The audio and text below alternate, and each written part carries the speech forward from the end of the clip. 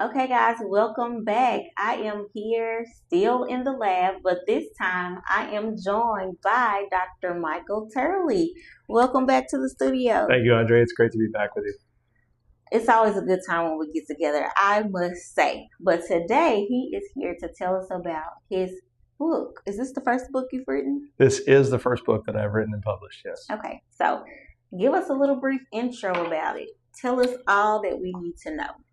Well, I designed this book and started writing this book pretty much years ago and didn't realize that I was doing it because I've always thought outside the box.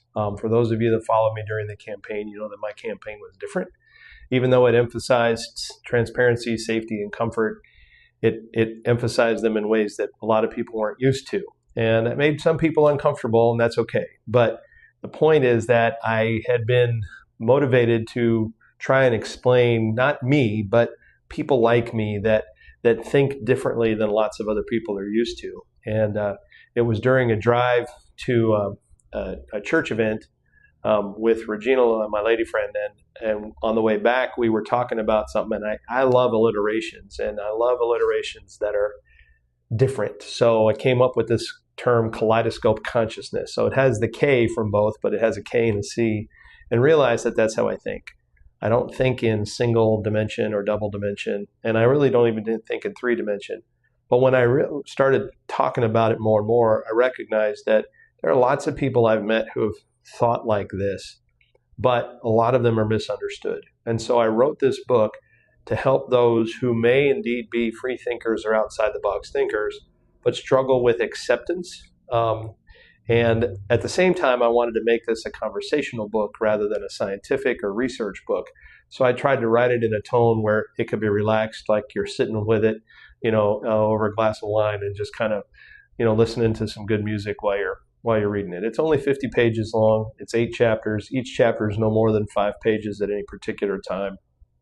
And I hope that people can embrace the book, but more importantly, embrace the concept that I'm suggesting, that for many of us, we already think this way, but do not realize that others may think like us. And we might have asked ourselves what's wrong with us, when in fact, there's nothing wrong with us. And that's what the book helps explain. Awesome. Okay, so I do have my own personal copy of the book. I believe it's signed. Yes, ma'am. Yes, it is.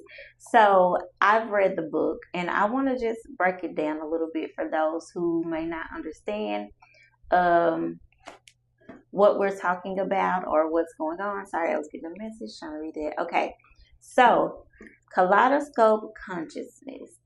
And then there's also a term that you use in the book called a KC thinker, which Right. is a kaleidoscope consciousness thinker. Correct. So break down or define what that is. Okay, so many of us think throughout the day, what is the next on my list? What is the next on my list? And we go through our day trying to handle tasks at a time. Or we go through a day just, okay, I got to go to my job.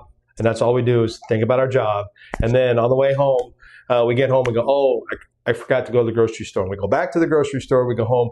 We do these things in linear sequence, okay? And then, and especially in this society, in the US society right now, we have these, what I call these binary positions, these extremists, these two-sided things, Democrat, Republican, liberal, conservative, black, white, left, right, good, bad, good, evil, and we have this struggle, especially at the highest levels of politics, with these arguments where people are fighting with each other. We have it going on right here in Pine Bluff.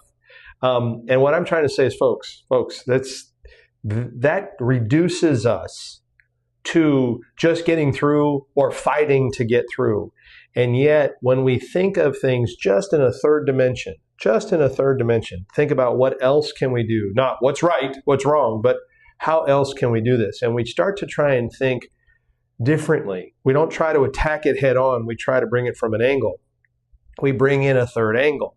And the idea that people don't understand about a kaleidoscope is, if you've ever used a kaleidoscope, you look through it, you twist it, it's all pretty. But it doesn't matter if you spin it. It still looks pretty. And so what I want to show you is that when you look at things 3 ways, it turns into 6, or it turns into a mess right away, okay?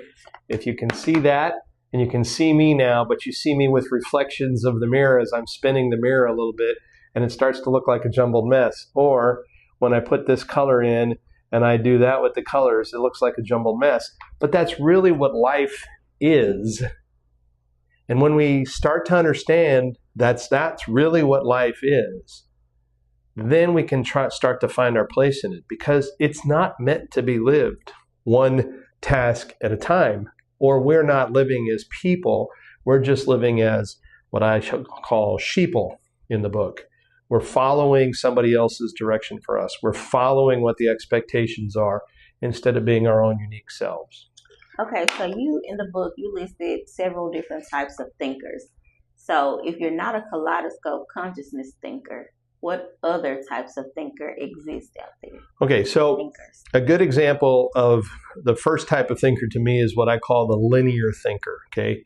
And that is a person that thinks my way or the highway. No, sorry, my way, no highway option. That person that says, you got to do it this way, and I don't want you to question how to do it this way, just do it this way. We see that a lot in entry-level jobs. When you go to make a burger at McDonald's, there's only one way to make a burger at McDonald's. You know, when you go make fries, there's only one way to make fries. You know, and that's where, when we have systems in place that say you must follow this step by step by step by step by step, that is linear thinking. And just in the job example, that's one. Okay. The next example to me is what I call binary thinking. And that is where it's my way or the highway. But if you choose the highway, you ask a question that counters my way, you have become my enemy. And now it's me against you, not just me, and this is the only way to do it, but you've just gotten in the way of me, and now you're my enemy. And that's what I think is going on in a lot of situations politically. I mean, look at what the U.S. is, explained as Iran is an enemy. And Iran needs to be shut down. I mean, we do this with Russia and Ukraine. We can do this all the time in wars where they paint the other side as the enemy, when not everybody there is the enemy. But that's the mindset they portray. So that's binary. Now, I have a combination of the two. I call bilinear. And what that means is that person is so correct in their own mind that when you counter them, they won't even process it. But if you insist on countering them and you step in the way to confront them and hold them back, then you become their enemy. And we see this a lot with the president currently wanting to do certain things in certain ways. And when judges decide to stop the president because the president has overstepped his authority, then he automatically calls them out as losers. He calls them out as liberals. He calls them out as left liberal losers, that kind of stuff, and automatically paints them as an enemy. And we see a lot of violence that comes from that. Lots of people that think that they are empowered to enact violence on behalf of a president that told them to do so. And so that's what binary or bilinear thinking does, is I line up, you don't line up with me, you now oppose me, now you're my enemy. Unfortunately, again, in Pine Bluff, we see this on, I wouldn't say a regular basis, but we do have a problem in town with certain violence. We do have a problem in town with certain confrontations. We have these thoughts and expectations. I had people tell me I was too white to run for county judge in this county because the county was too black. And I don't see it that way. I see people who want to try and better their lives. And I knew that I had a method and a vision to be able to achieve that, but got opposed just on that one particular piece that had nothing to do with the vision for the county. So that's where linear and binary are. Then in business, there are the terms called single loop, double loop, and triple loop learning. And when you are an assembly line worker, you are expected to follow a certain assembly line. That's the single loop learner. And you never question the process. You never question that. That's not the same as linear thinking. Linear thinking is my way, no highway option. But that single loop learner is you are trained to follow their process and not question their process. Now, if the process breaks, you are trained to fix it, but only fix the process that broke. Double loop, you can go, wait, is there a better way to do this? And you go, and they'll say, what do you think? And you have the option to offer certain types of suggestions and solutions, but they own the outcome. And then triple loop is where you can question the values, beliefs, and the foundation of the organization itself. And boy, I'll tell you, I don't believe in this. I don't believe in what you're doing. And lots of times triple loop learners end up leaving an organization because they come into conflict with the organization. So all 5 of those levels of thinking to me are how people move through processes and achieve. What I want you to notice about kaleidoscopes is you can see right here, it's only 3 sides, okay? But the idea about the kaleidoscope is that once I put all 3 sides together, the mirrors on one side, each side, reflect the other 2 mirrors, and it creates a 6-sided object. And so it really is a level of thinking that says, whoa, there's all sorts of possibilities out here, none of which fit in the other 5 methods. We're not trying to confront.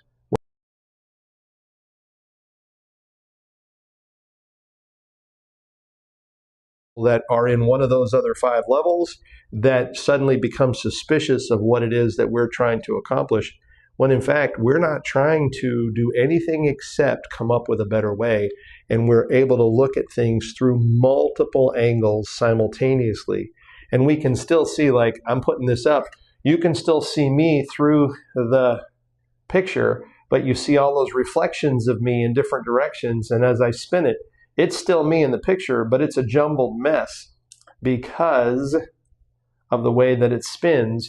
And that's what lots of people struggle with, is that's a mess. Yes, but for those of us who are KC thinkers, that is the part that is able to be sifted and filtered and processed, because it's all actually nice and neat. It's inside that same field of view.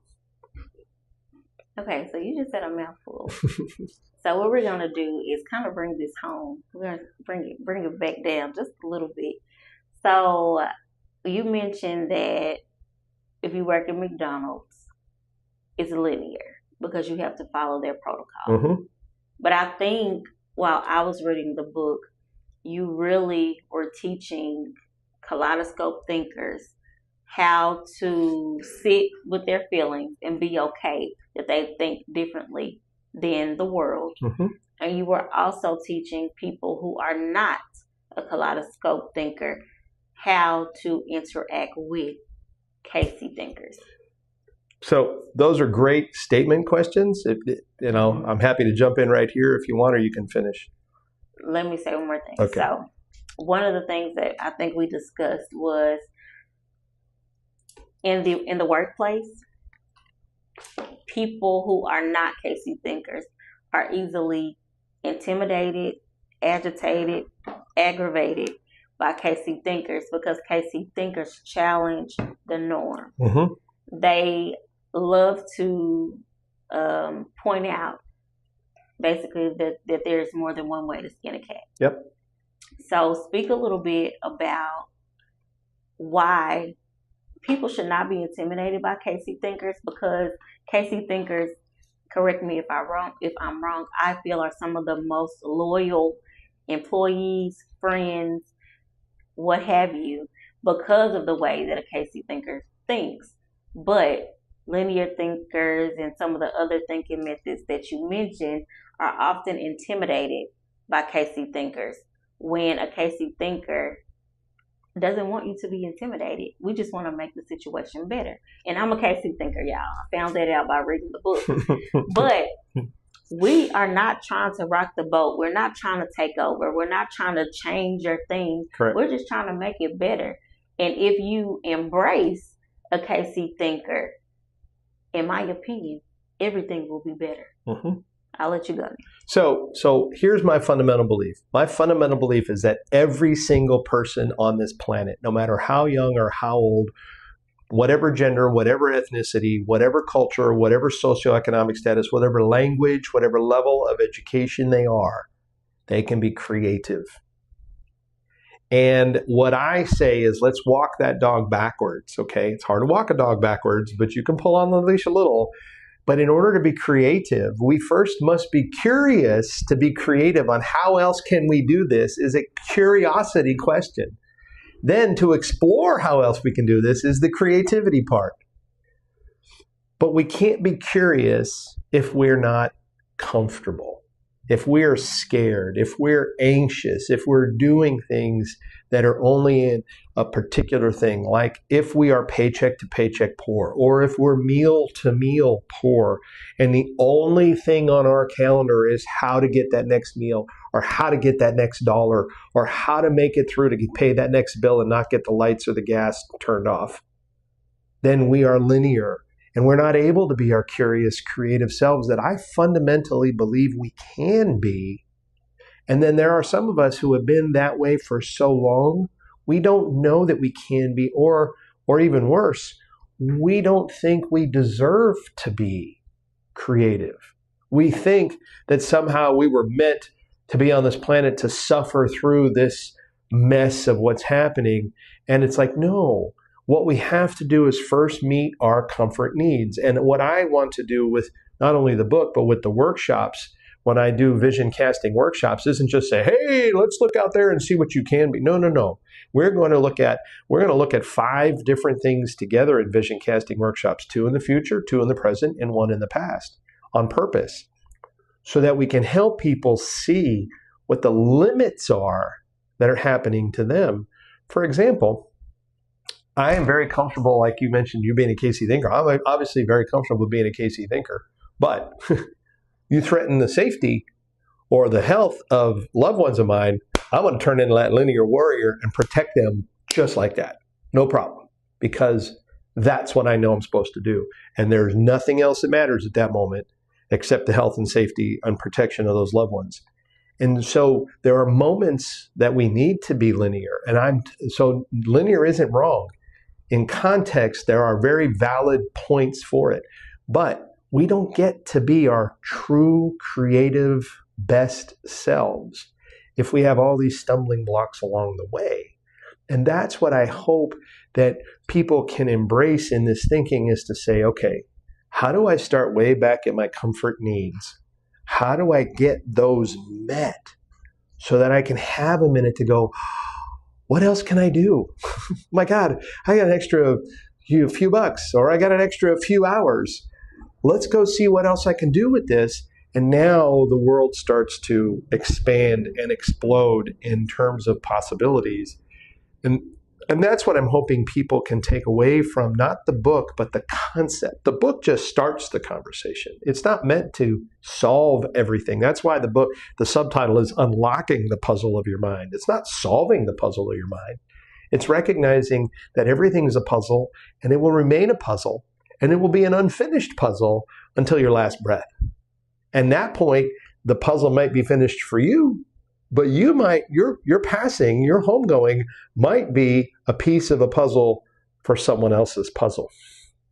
And so that's where I hope that we can all see this, the possibilities of this, once we can get past those major, sometimes it's a speed bump, sometimes it's a stumbling block, but sometimes it's an entire barrier, a wall. And we have to break it down, and it's a lot harder to do. And I have some methods in the workshop to help people look at those, not confrontationally. Like she said, like you said, we don't want to create tension. We want to make things better. We don't mean to threaten people. We just want to make things better. Why are linear thinkers intimidated by kaleidoscope consciousness thinkers? This is the only way to do things. That's the linear thinker. This is the only way to do things. It's the only way I've ever been taught. It's the only way I possibly can do stuff. And you come in and go, whoa, what about that? No, because you knocked me off. Nope, this is the way I got to go. Oh, what about this way? Nope, it knocks me off again. And that linear thinker, they have to defend their linearness. And they cannot conceive of something else that interferes with that. For example, and this has nothing to do with money. This has nothing to do with money, folks. I think, I'm going to say this on the live, I think our president is one of the, you could say worst, best, but let's just say example. We don't need to say worst or best, just an example of linear thinking. He decides that this is the way it should be, and then where he gets is he gets all of his followers, called different names also, but they're followers because he's a leader in that group, and they all line up with him and say it exactly that way, and so now he believes it. And everybody's lined up. The minute one of those people said, oh, I disagree with you, he fired him. or they resign from Congress, or they resign from his cabinet, and he still was right. Is this making sense? Let's bring it back down to your boss. Yes, ma'am. So your boss is a linear thinker. The employee is a kaleidoscope consciousness thinker. How do they coexist? Okay, the KC thinker has to understand this.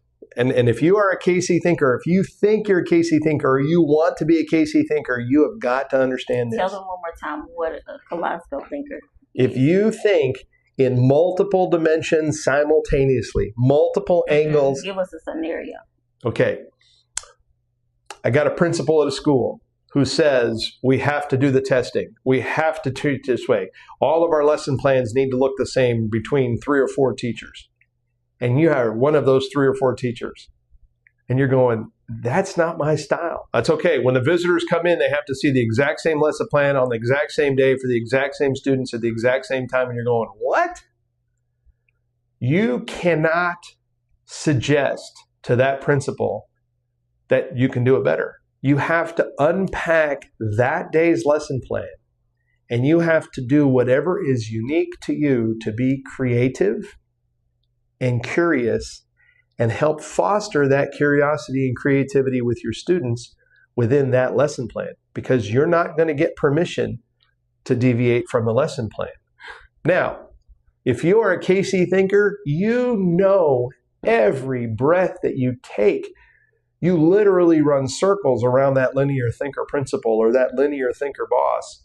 You can't sit there and while they're standing there go, ha, ha, ha, ha, ha, ha, ha, running around you. You can't do that, because that's where you not only threaten them, but you're taunting them. You're teasing them that you know more than they do, and they makes them really uncomfortable. And guess what? You get fired. So you have to be very careful in your creativity to understand how to comply with their linear line. And you can do it this way. If you know that you run 360, let that one angle line up with theirs that you need to, and then go play within the limitation of that line while you're doing your teaching, while you're doing your curiosity building, while you're doing your exploring. Does that make more sense? Yeah, so it sounds like people are going to need to come to the workshop, whatever workshop that you've been mentioning, they're going to need to go. Because I think that this book, like you said, just makes you aware of what type of thinker you are. It makes you aware that if you are not a KC thinker, you need to learn how to interact with linear thinkers and vice versa. So when I read the book, I told him I think this book will be great for parents who are parenting KC thinkers. I think it will be great for employees who cannot get along with their subordinates or their supervisors. Supervisors. It'll be a great tool for them to read over, and also for the linear supervisor to learn how to supervise a KC thinker, and also some of the other thinkers in this book. So great for teachers. Great for teachers if you may be teaching a student who is a KC thinker, or just to identify the different type of think patterns, if I could call it that young students may possess when they come into your classroom. I think that it's important to understand how to interact with people, business owners, because when you have clients and customers who come in, you need to know how to interact with them. Sales psychology, all the things that me and my profession that I had to learn in order to deal with clients and to best help them. I think that this is a great starting point for you. So tell us about the book signing that's coming up. Okay, so I'm hosting 2 different book signings on the same day, this Wednesday, May 6th, which is 2 days from now here in Pine Bluff, Arkansas, from 11 to 1 for those who have Bible study on Wednesday nights. You can come during the day from 11 to 1, and what I'll do is the first half hour is to sign books and get people settled in ahead of time, let them start tinkering, because we will build our own kaleidoscopes. And then from 11:30 to 12:30, I'll be running a workshop where we're doing our vision casting work and we're looking at unpacking certain things. And then from 12:30 to 1, I'll be finishing up for those who may have arrived a few minutes late, and then signing those books. I'll do the same pattern again from 6 to 8 that night for those who work during the day on Wednesdays and cannot make it there. But it's at the Magnolia Market, which is on 6th and State or 6th and Main. It's right behind the UAPB incubator, right there in that open concrete pad across from Simmons Bank, right here in Pine Bluff, Arkansas. And it's important to understand that we're going to have that half hour ahead of time, so folks are arriving and socializing. And if you're late, you're a few minutes late, you won't be late, because we won't start the actual workshop until half hour into it, and then we'll have the half hour at the end. But we will help you build kaleidoscopes. We will help you cast vision. And like Andrea, you said, this is not meant to answer questions, folks. It's meant to help you start to really feel the questions, but to feel validated within the questions. And hopefully from here, what I hope we can start to do after the book signing is to set up times and days where people want to do what I call Casey Connections. And again, connections is spelled with a K, where we're doing get-togethers that are able to be not group therapy, not that, but basically group support, where people can meet with each other and have these chats and conversations. I would love to be invited into schools and be invited into organizations where we can share the concept, because as soon as you have 3 people working together, you've got all the different dynamics at play. And that's really important to help people. So the book signing is this Wednesday, May 6th at the Magnolia Market from 11 to 1, and then again from 6 to 8. And so this is a part of Wellness Wednesday? Is that what you told Yes, me? ma'am. Magnolia Market's been doing a great job of promoting different days of the week, and so this is part of their Wellness Wednesday series. And so I'm very excited to be a part of that. And Olivia Brown and Distill Bar will be putting out a flyer on Facebook later on today or tomorrow to advertise it for others who did not watch this podcast. Okay. I would like, before we get out of here, for you to tell us the importance of vision casting and why we'll be doing that on Wednesday. Okay, so part of being a human to me is to be understanding that we're not here to be machines.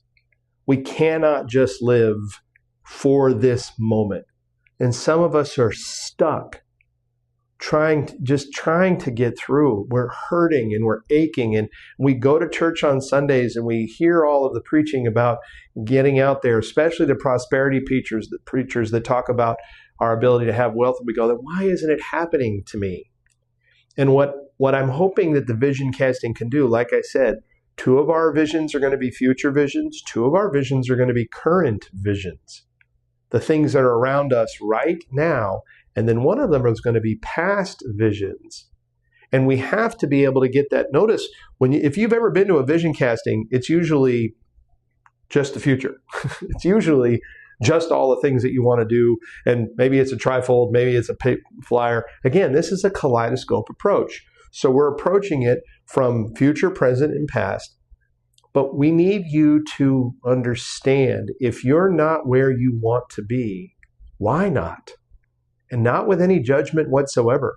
Because my goal, and this is all personal, we're not sharing it in the group. You're writing it down for yourselves, and you're looking at it through your own kaleidoscopes.